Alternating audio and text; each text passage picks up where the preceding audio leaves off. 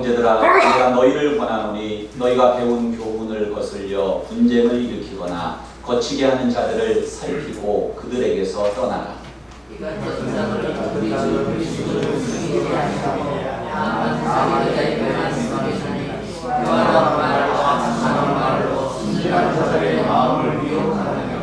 너희의 순종함이 모든 사람에게 들리는지라. 그러므로 내가 너희로 말미암아 기뻐하노니 너희가 선한 데 지혜롭고 악한 데 미련하기를 원하노라.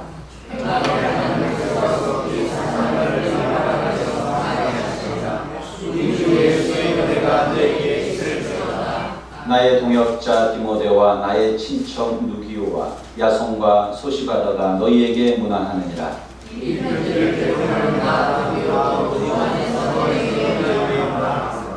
나와 온 교회를 돌보아주는 가이오도 너희에게 문안하고 이 성의 재무관 에라스도와 형제 구아도도 너희에게 문안하느니라.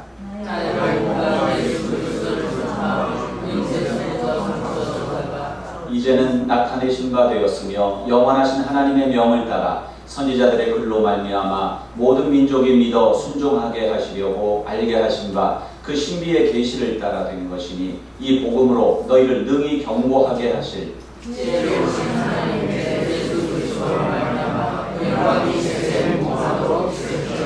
아멘. 오늘 예배하신 우리 모든 성도님들에게 진리의 성령 하나님께서 함께해 주시기를 주 이름으로 축복합니다.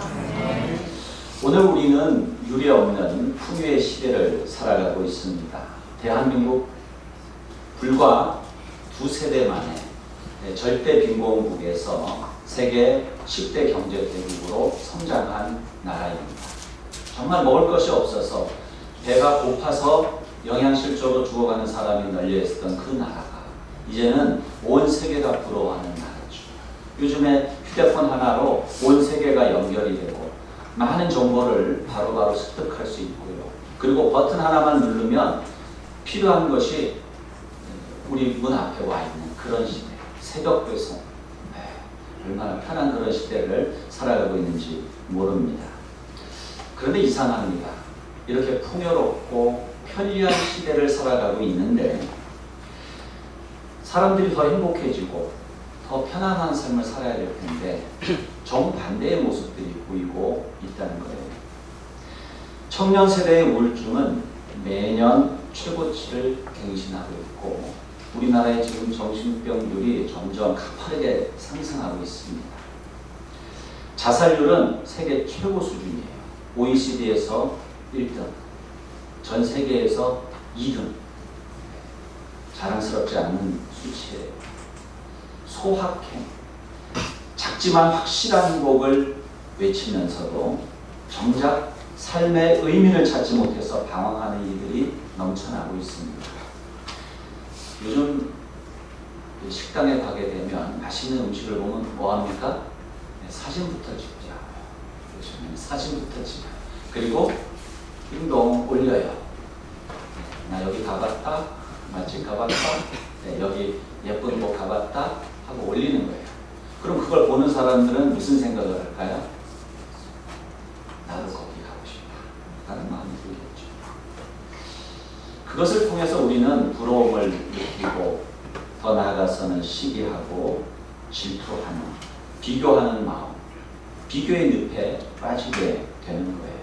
거기서 열등감과 시기심 또한 탐심이 생기게 됩니다. 우리 속담에 사촌이 땅을 사면 배가 아프다. 왜 사촌이 땅을 사는데 내 배가 아플까요? 우리에게는 그러한 정서가 있어요. 기쁘면서도 축하해주면서도 한편으로는 부러워하는 마음, 비교하는 마음이 참 많은 것 같아요. 집단주의적 정서와 그러한 사고를 가지고 살아가는 이 민족 안에 있는 그런 아픔일 수도 있고요. 또 연약함일 수도 있겠습니다. 우리가 그래서 오늘날 배고픔은 해결했는지 모르지만 배 아픔의 문제가 더 심각해졌어요. 그러니까 상대적 빈곤감을 느끼는 거예요. 상대적 빈곤감. 여러분 이렇게 표현하면 뭐 어떻게 느끼실지 모르겠어요. 예전의 남편들이 혹은 예전의 아버지들이 오늘날 아버지들이나 남편들과 비교해 본다면 더 가족을 위해서 봉사하고 섬기고 시간을 내셨을까요? 꼭 뭐 천편일률적으로 비교할 수 없겠지만 오늘날 남편들이 아버지들이 자녀들을 위해서 아내를 위해서 더 섬기고 봉사 물론 이제 사회적 환경이 다르니까 1대1로 비교할 수 있는 상황은 아닙니다. 더 보면은 더 많은 시간을 내고요. 가족을 위해서 봉사하고 그럽니다. 집안일도 잘 도와주고 그러는 것 같아요. 그런데 가정은 더 많이 해체되고 있어요. 이것을 우리가 어떻게 받아들여야 될까요? 우리가 이런 세태 속에서 흔들리고 좌절하고 넘어지는 수많은 사람들을 보는 거예요. 우리가 이런 세태 속에서 어떻게 흔들리지 아니하고 견고하게 설 수 있겠는가? 사실 이것은 현대인들만의 문제는 아닙니다. 사도 바울 당시 로마 교회도 같은 문제를 겪고 있었다고 말할 수 있어요. 거짓 교사들이 공동체를 흔들고 있었고 자기 욕심을 따라 사는 사람들이 교회를 분열시키고 있었습니다. 로마서를 마무리하면서 바울은 이 문제에 대한 해답을 오늘 제시해 주고 있는 거예요. 그것은 한마디로 복음이 답이라는 거예요. 복음이다. 오직 복음만이 사람을 견고하게 세우고 가정을 견고하게 세우고 교회를 견고하게 세울 수 있다는 거예요. 오늘 말씀을 통해서 복음으로 견고하게 서는 길을 함께 살펴보고자 합니다. 우리가 함께 견고히 서기 위해서는 첫째, 복음을 믿고 순종해야 합니다. 여러분 복음을 믿으십니까? 복음에 순종하십니까? 바울은 17절에서 먼저 경고의 말씀으로 시작을 합니다. 너희가 배운 교훈을 거슬러 분쟁을 일으키거나 거치게 하는 자들을 살피고 그들에게서 떠나라. 로마 교회 안에 바른 복음을 거스르며 공동체를 분열시키는 자들이 있었습니다. 바울은 그들의 동기를 18절에서 적나라하게 폭로합니다. 그들은 그리스도를 섬기는 것이 아니라 사실은 자기의 배, 즉 자신의 이익을 섬기는 자들이다 라고 뼈 때리는 이야기를 하는 거예요. 한마디로. 그들은 그리스도를 섬기는 것이 아니라 자기의 배, 자기의 욕심, 자기의 욕망, 그것을 최우선으로 삼는 삶의 방식으로 살아가는 자들이라는 거예요.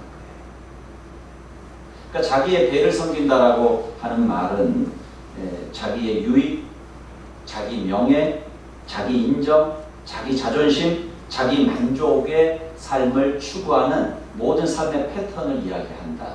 이렇게 말할 수가 있어요. 왜 그런 삶을 살까요? 하나님을 믿는다고 하는데 이스라엘 백성들이 하나님을 믿지 않았습니까? 바리새인들이 하나님을 믿지 않았습니까? 그런데 왜 하나님께 책망을 들었을까요? 왜 예수님께 책망을 들었을까요? 그들은 사실은 자기 배를 섬기는 삶을 살았던 거예요. 하나님을 안 믿는 것이 아니고 하나님을 믿으면서도 자기 배를 섬기는 삶을 살았기 때문에 그와 같은 책망을 들었던 것입니다. 하나님을 사랑하지 않을 때에 인간은 필연적으로 피조물이나 자기 배를 섬기는 삶의 태도를 가지게 되고 또 그러한 삶을 살아가게 되고 거기로부터 탐심과 경쟁과 시기와 이런 것들이 흘러나오는 거예요. 그러니까 밑바닥에는 무엇이냐? 누구를 사랑하느냐? 누구를 섬기느냐? 결국은 복음에 대한 믿음, 이 문제가 있는 거예요. 정말 예수님을 믿고 하나님을 사랑하느냐 하는 거예요. 그래서 십계명이요, 다른 신을 섬기지 말아라. 유일신 신앙, 하나님 사랑을 1계명에 이야기하고 있는데 마지막 10계명은 뭐예요? 이웃의 것을 탐내지 말아라. 1계명과 10계명이 서로 맞닿아 있어요. 이걸 수미상관이라고 그러죠. 머리와 꼬리가 이어져 있어요. 하나님을 사랑해야 돼요. 그러나 하나님을 사랑하지 않으면 어떻게 돼요? 이웃의 것을 탐하게 되는 거예요. 이웃의 것을 탐하지 않고 탐심에 빠지지 않고 살아갈 수 있는 길은 무엇입니까? 하나님을 사랑하는 거예요. 맛집 좋아하고 경치 좋은 데 찾고 이건 다 누구나 다 좋아하는 거예요. 그런데 우리가 하나님보다 그것을 더 사랑하는 것이 문제인 거예요. 그럴 때 우리는 자기 배를 섬기는 삶을 살아가요. 그것이 교회여도 마찬가지예요.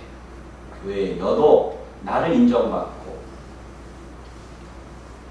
나의 의견이 인정받아야 돼요. 이런 마음으로 가는 거예요. 내가 아니라 누가 높임을 받아야 돼요? 예수 그리스도. 하나님께서 높임을 받아야 되고 나의 하는 모든 헌신의 행위들, 섬김의 행위들은 하나님을 사랑하는 행위여야 하는 거예요. 하나님을 사랑하지 않는 곳에는 반드시 탐심과 분쟁이 자리를 잡게 되고 그럴수록 공동체는 흔들리는 것이고 우리의 믿음도 흔들리게 되는 거예요. 반대로 복음이 무엇입니까? 예수님께서 자신을 비우시고 우리를 위해서 십자가를 지신 사건이 복음이에요. 그 사건 때문에 우리는 구원을 받은 거예요. 십자가가 뭡니까? 죄 없으신 분이 죄 있는 사람을 위해서 지신 사형 형틀. 그것이 십자가예요. 십자가는 우리의 모든 죄를 대속한 대속의 죽음이요 대속의 사건입니다. 그리고 그것을 믿는 자들마다 하나님께서 구원을 허락하여 주셨다는 기쁜 소식, 구원의 소식, 그것이 복음입니다. 그러니까 복음의 핵심에는 예수 그리스도가 있고 복음의 핵심에는 십자가가 있는 거예요. 그래서 복음은 나는 죽고 그리스도가 살아나는 그러한 삶. 그러니까 자기 중심성이 깨지는 것이 복음적인 삶이에요. 자기 중심성이 깨지는 거예요. 자기 자아의 죽음이 곧 예수의 삶이에요. 복음은 내가 옳다가 아니라 주님이 옳으시다라고 말하게 합니다. 그래서 복음을 믿는다는 것은 단순히 지식을 받아들이는 것이 아니에요. 삶의 방향과 태도를 바꾸는 거예요.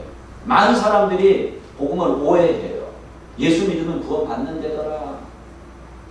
그러면 예수 믿는다는 게 뭐냐라고 하는 질문을 우리는 반드시 해야 하는 거예요. 그것은 단순히 지식적으로 예수라고 하는 분이 2000년 전에 이 땅에 와서 나의 죄, 인류의 죄를 대신해서 십자가에 달려 죽으심으로 그 죄값을 지불해 주셨으니까 그것을 믿는 자들에게 그것을 의로 여기셔서 하나님의 구원을 허락하여 주셨다라고 하는 정보만을 우리에게 주는 게 아니에요. 그것을 우리가 믿음으로 받아들인다라고 하는 것은 우리의 삶을 그분 앞에 믿고 의탁하는 거예요. 그분에게 우리의 삶을 드리는 거예요. 우리는 예수 그리스도를 나의 구세주와 주님으로, 인생의 주인으로 모셔드리는 거예요. 내 마음의 중심의 보좌에 내가 앉아있던 삶에서 내려오고 그 중심에 예수님이 앉게 하시는 거예요. 이제는 내가 사는 것이 아니요 오직 내 안에 그리스도께서 사신 것이라. 이제 내가 육체 가운데 사는 것은 나를 사랑하사 나를 위하여 자기의 몸을 버리신 하나님의 아들을 믿는 그 믿음 안에서 사는 거예요. 그러니까 믿는다라고 하는 것은 믿음 안에서 사는 삶을 말하는 것입니다. 19절에서 바울은 이렇게 말합니다. 너희의 순종함이 모든 사람에게 들리는지라. 로마 성도들의 믿음이 아니라 그들의 순종이 온 세상에 알려졌다라고 말하면서 칭찬한다라고 하는 것을 여러분 주목하셔야 돼요. 바울은 로마 교회의 믿음이 유명하다고 말하지 않고 그 순종함이 유명해졌다. 그것 때문에 내가 기뻐한다라고 말하고 있는 거예요. 왜 그렇게 얘기했을까요? 참된 믿음이란 반드시 순종으로 나타나기 때문이라는 거예요. 그러니까 로마 교인들의 믿음은 그들의 순종을 통해서 증명되고 드러나고 표현된 거예요. 그러니까 기뻐하는 거예요. 왜? 그들의 믿음이 살아있는 믿음이요 참 믿음이기 때문에. 많은 사람들이 믿음과 순종을 따로 생각합니다. 그러나 성경은 그렇게 말하지 않아요. 행함이 없는 믿음은 죽은 믿음이다 라고 이야기하고 있어요. 믿음은 순종으로 증명됩니다. 순종은 믿음을 성장시킵니다. 허드슨 테일러 중국 내지 선교를 시작했던 이 허드슨 테일러가 아주 어려운 때가 있었어요. 후원은 끊기고 통역도 떠나가고 동역자들이 떠나가 버리는 그런 사역의 절체절명의 위기 가운데 있었어요. 나름 믿음으로 준비하고 시작한 사역 아니겠습니까? 그는 절망 가운데 하나님 앞에 무기력하게 기도합니다. 나는 하나님의 약속을 믿는다고 고백합니다. 그러나 나는 정말 그것을 믿고 있는가? 믿는다면 왜 움직이지 않는가? 라고 그는 자기 일기장에다 기록을 했어요. 이 절망 속에서 그가 깨달은 것은 뭐냐? 내가 정말 하나님을 믿는다고 생각하고 하나님을 믿었기 때문에 이 선교 사역을 시작했고 이 중국이라고 하는 이 땅까지 와서 이 오지에서 복음을 전하려고 하는데 정말 내가 하나님을 믿는가?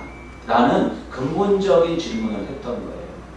여러분이 예수님을 믿는다라고 하지만 여러분이 정말 이 질문, 이런 근본적인 질문을 여러분이 던져야 될 때가 오지 않았다면, 그런 시간이 없었다면 여러분 아직 예수님을 제대로 믿고 있는 게 아니에요.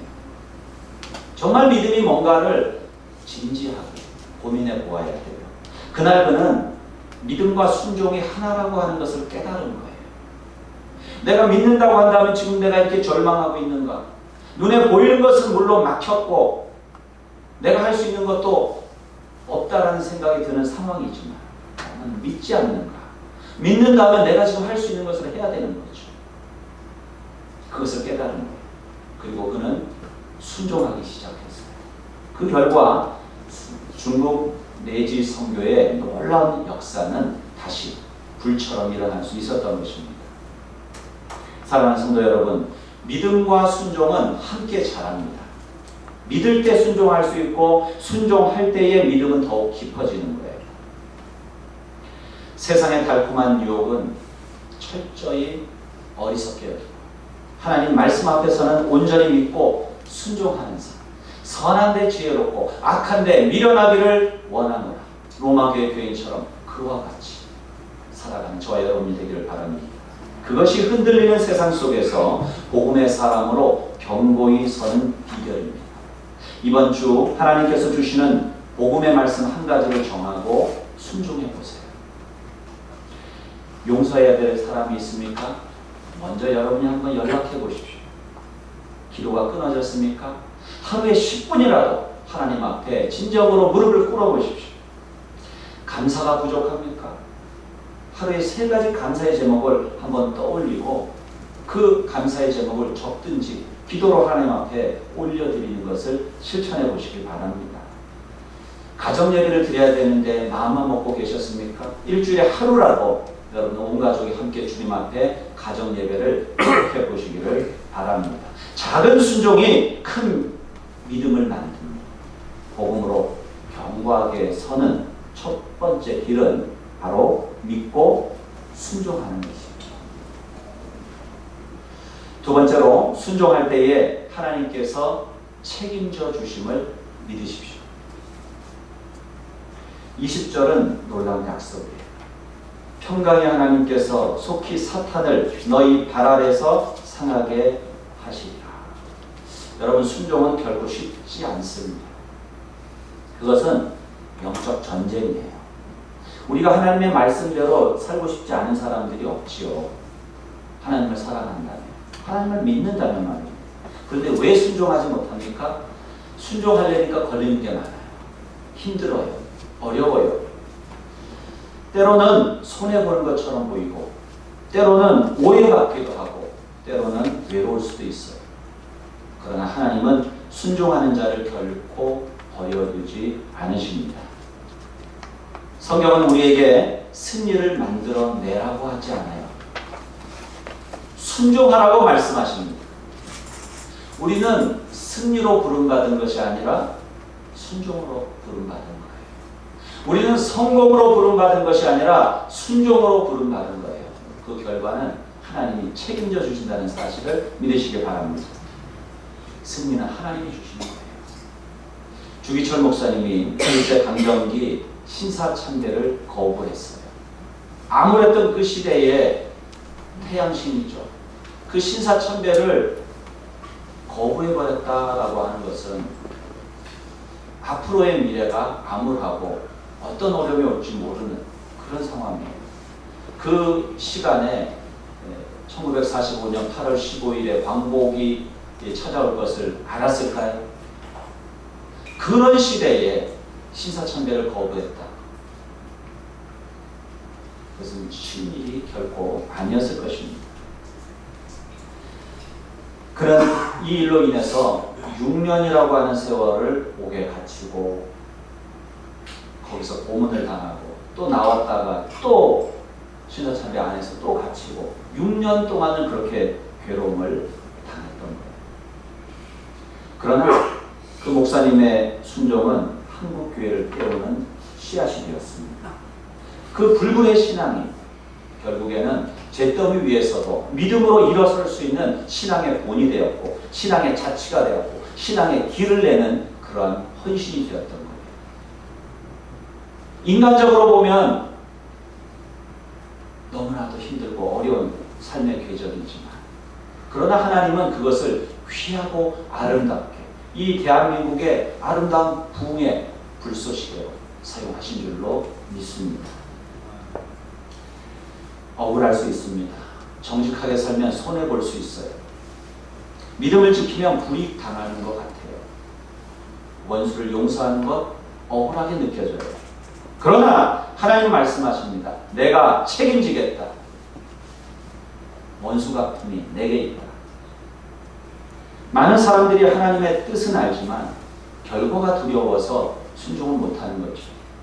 손해보면 어떡하지? 실패하면 어떡하지? 그러다가 사람들이 비웃으면 어떡하지? 그러나 결과는 하나님의 영역이고 하나님은 신실하셔서 반드시 그 말씀대로 우리에게 승리를 허락하여 주시고 우리를 책임져 주심을 믿으시기 바랍니다. 우리는 두려움보다 순종을 선택하면 돼요. 승리와 성공은 하나님의 영역이고 순종은 우리의 영역이에요. 우리가 순종할 때 평강이 하나님께서 반드시 역사하십니다. 오늘도 가정 문제로 고민하는 분이 계십니까? 직장 문제로, 자녀 문제로, 건강 문제로 어려움 가운데 있는 분들이 계십니까? 걱정보다 순종을 선택하십시오. 기도하며 말씀을 붙드십시오. 하나님께 맡기면 하나님께서 반드시 책임져 주실 것입니다. 복음으로 견고하게 서기 위해서 셋째로 함께 걷는 동역자들을 격려하십시오. 바울은 21절로 24절에서 로마 교회를 향한 여러 동역자들의 안부를 전합니다. 여기 보면 디모데, 누기오, 야손, 소시바더, 더디오, 가이오, 에라스도, 부아도 짧은 인사인데요. 이 속에 수많은 이름들이 거명되고 있어요. 이것을 그냥 지나치기 쉽지만 이 구절에는 바울의 사역의 철학이 고스란히 담겨 있는 거예요. 바울의 사역은 혼자만의 공로가 아니에요. 물론 바울은 뛰어난 사람이에요. 그건 재론의 여지가 없어요. 그렇지만 사도 바울 혼자 이뤄낸 사역이 결코 아닙니다. 그의 전도 여행에는 많은 동역자들이 함께 했어요. 그리고 많은 교회들이 그를 위해서 기도해 주었고 물심양면으로 함께해 주었기에 사도 바울의 선교 여행은 성공할 수 있었고 많은 성도들이 일어날 수 있었던 것입니다. 사도 바울은 여기서 그 이름들 하나하나를 거명하면서 그들을 기억해 주고 그들을 소개해 주고 그들의 수고를 공식적으로 인정해 주었습니다. 이 짧은 인사 속에 교회됨의 핵심이 들어있는 거예요. 그것은 형제사랑입니다. 형제사랑. 서로를 귀히 여기는 마음이에요. 남을 나보다 낮게 여기는 마음이에요. 미국의 신경과학자들이 진행한 연구에 따르면요. 진심 어린 격려의 말 한마디가 사람의 뇌에서 도파민과 세로토닌의 분비를 촉진시킨대요. 그래서 실제적으로 작은 눈물을 올린다는 거예요. 열심히 해. 쉬지 말고 일해. 이렇게 하는 것보다도 정말 힘들지. 너무 수고가 많아. 그런 격려의 말이 오히려 그 사람으로 하여금 즐겁게 더 좋은 성과를 내면서 일하게 만든다는 것입니다. 진심 어린 격려는 낙담하고 절망하는 사람을 다시 일어서게 하는 힘이 있는 거예요. 여러분, 우리가 서로를 아는 것 같고요. 오랫동안 지켜봐왔다고 생각할지 모르지만 지난 한 주간 무슨 일이 있었는지 어떻게 알아요? 오늘도 우리가 평화 인사를 나누었는데 정말 형제 자매들에게 하나님의 평강이 함께하기를 간절한 마음으로 우리가 인사를 나누기로 합니다. 제가 이렇게 글을 쓸 때에 샬롬, 평안하십니까? 이런 말을 쓸 때가 많아요. 여러분 평안하십니까? 어떤 분은 평안 안 하신 것 같아요. 힘든 일이 있으신 것 같아요. 정말 평안하기를 축원합니다. 어떨 때는 정말 평안하지 못한 분들이 너무 많아요. 세상 속에서 힘든 일들 때문에 고단하고 고민되고 걱정되고 염려되고 불안하고 두려운 마음을 가지고 계신 분들이 많아요. 그러나 하나님의 평강이 함께 하시길 바랍니다. 그런 격려의 한마디가 큰 위로가 되고 힘이 되는 거예요. 어느 목사님이 작은 교회를 섬기고 그러셨는데 교인들이 몇 명 되지 않고 한 분 한 분 떠나가시고 힘이 없어요. 사역을 그만해야 되겠다. 변화가 없는 것 같고 그러고 있는데 한 성도님이 찾아와서 이렇게 인사를 하시는 거예요. 목사님, 저는 목사님의 설교를 통해서 하나님을 만났습니다. 그 은혜는 영원히 잊지 못할 것입니다. 아니 그만두려고 하는데 그런 이야기를 다 하시는 거예요. 그 얘기를 듣는 순간에 그래 힘들어도 해야 되겠다 하는 마음이 들어서 다시 그 강단을 붙들고 일어섰다고 해요. 여러분의 작은 격려의 말 한마디가 한 사람을 세울 수 있는 거예요.